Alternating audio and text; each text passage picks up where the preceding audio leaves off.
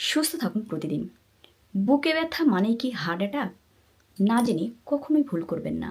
বুকে ব্যথা হলেই অনেকেই ধরে নেন এটি হার্ট অ্যাটাক। বাট বাস্তবতা হলো বুকে ব্যথা হলেই যে হার্ট অ্যাটাক হবে তা কিন্তু না। এটার অনেক কারণ রয়েছে। এ ব্যথা আপনার হাড়ের সমস্যা থেকেও হতে পারে।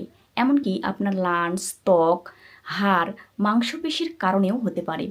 এমনকি গ্যাস্ট্রিক বা পেটে গ্যাসের কারণেও কিন্তু বুকে ব্যথা হয়ে থাকে। মানসিক চাপ বা এনজাইটি থেকেও অনেক সময় বুকের ভিতরে চাপ অনুভূত হয়ে থাকে।